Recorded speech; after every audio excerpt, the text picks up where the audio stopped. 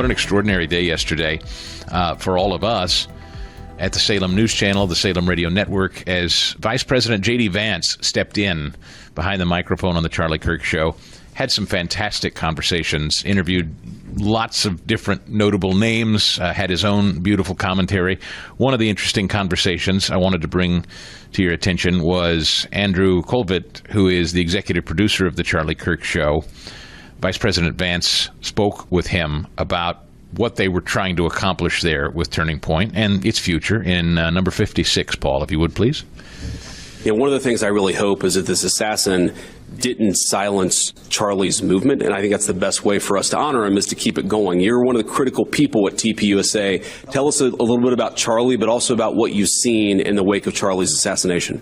To put things in perspective, there are, I guess, currently 900 official chapters of Turning Point on college campuses. And that's, when you get it about 900, 920, give or take, kids graduate, you got to kind of rebuild a few chapters.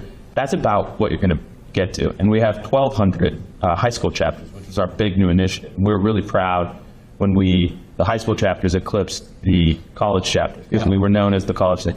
And so there's about 23,000 high schools in America, 24,000.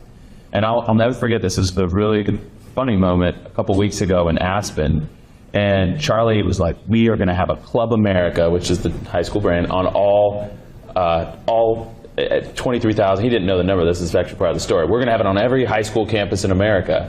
And the team is going, oh my gosh. And Charlie goes, we're going to have 35,000 high school chapters. And, he just threw out this big, stretch goal, and we're like, oh, Charlie, and the whole team's freaking out because that's a huge lift. And he goes, they have to be on every single high school campus. And then I'm sitting next to him, I look at it, and I Google it, and it was like, there's 23,000 high schools in America, Charlie. He goes, oh, okay, 23,000, we're going to be on every single one. And then the team got him eventually to... Yeah, which just showed his insatiable appetite to continue to drive, continue to grind, continue to work, and undoubtedly his movement has only grown. Adam Gillette is the president of an organization called Accuracy in Media. We've spoken with him before, AIM.org, also working tirelessly on college campuses all over the country. So I'm sure, Adam, as you saw this news over the last week, it's hit you uniquely as well. Good morning. Good morning. Thank you for having me. Your reaction and the work you do by comparison. At Accuracy Media, obviously we do hidden camera investigative journalism. We do cultural activism on college campuses. But in my free time, I actually volunteer for an organization called the Leadership Institute, which creates many of the Turning Point groups. And I've spent the last 20 years training college students on campuses across North America. I think I've trained in 46 states, Mexico City, a couple Canadian provinces, and especially these days, the overwhelming majority of the students we see who show up to the political trainings are Turning Point students. And it's just such an incredible thing, such an incredible tragedy to know that somebody who has been a part of so many different lives is gone just like that. But, to the optimistic viewpoint expressed by the last clip, it's exciting to know that even their absence inspires far more to act. And, I look forward, I'll be out there training people this fall. It's actually a great place where we find some of our hidden camera investigators at these trainings. And I look forward to meeting the people who sign up because of the tragedy. Adam Gillette, again, president of Accuracy in Media. I wanted to play for you Brian Stelter over there at CNN. Talking about now, Attorney General Pam Bondi said yesterday she invoked the term hate speech and that she was going to go after hate speech. And here's a little of Stelter's reaction, number 69. Delta Airlines, American Airlines, United, they have said that they've suspended workers for some of their social media posts about Kirk's killing. We've seen reports of teachers and college professors being suspended for posts after he was shot. Washington Post opinion columnist Karen Attiah, she said that this morning she's been fired for her posts about political violence. What do you see in this clampdown in response?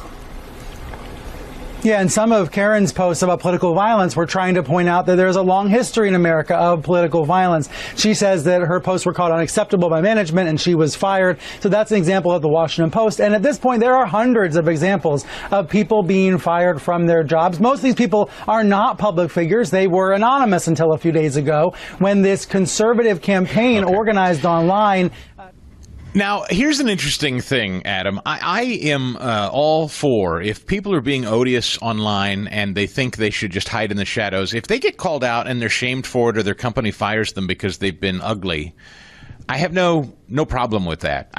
Where I get uncomfortable, obviously, and I think you would do too, I am certain Charlie would, is if we're starting to talk about designated hate speech and trying to pass laws.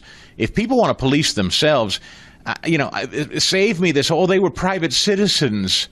Well, I mean, if you're an ugly person in private or public, if your employer says we don't want to associate with you anymore, sorry, tough luck. What do you say?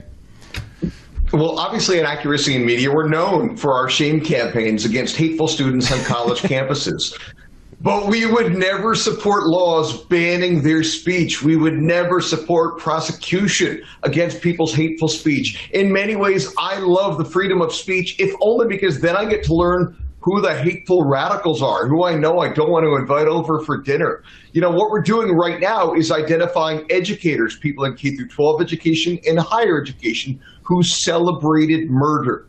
We're not calling for them to be canceled or for any direct harm to them, but we buy their domain names and set up a profile page explaining what they've done. Thus, essentially, we amplify their speech. We work with search engine optimization experts, so if you Google them, our pages come up first. And if you're a college professor saying this sort of hateful stuff, if you're a K-12 educator celebrating death, what it makes me want to do more than anything is wonder, who the heck hired you?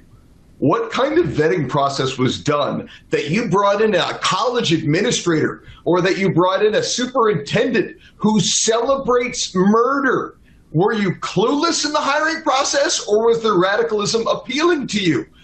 That is the thing that worries me. No parent who woke up this morning should have to send their child to a K-12 school with a radical who celebrates murder. Because if that's, I sincerely think that is not going to be the only extreme thing they've got. And these are clearly people who don't know to keep their extreme thoughts to themselves. So they're not necessarily appropriate people to be in front of young children.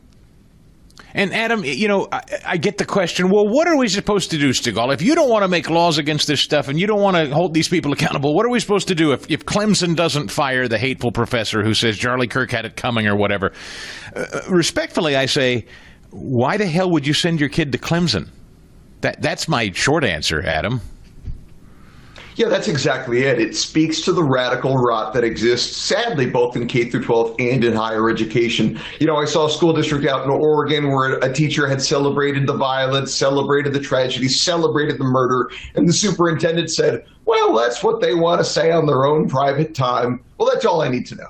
That's all I need to know. I don't care what the circumstances were. If I lived in that district in Oregon, I would find a way to get my kid the heck out of traditional K-12 schools in that district. And we're so incredibly fortunate now that more than a majority of American students live in states with some form of universal school choice. More than a majority of American parents today can pull their child out of their traditional school and put them in an alternate environment where the money follows the child. And thank goodness for that, because the first thing anybody should be doing, yes, maybe some of these folks deserve to be fired, but the first thing that should be done is get your kid the heck out of these schools and never enroll in those universities.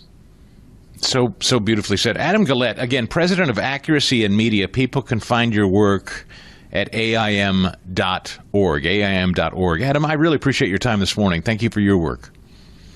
Thank you so much for having me. For full shows, live and on demand, it's Salem News Channel.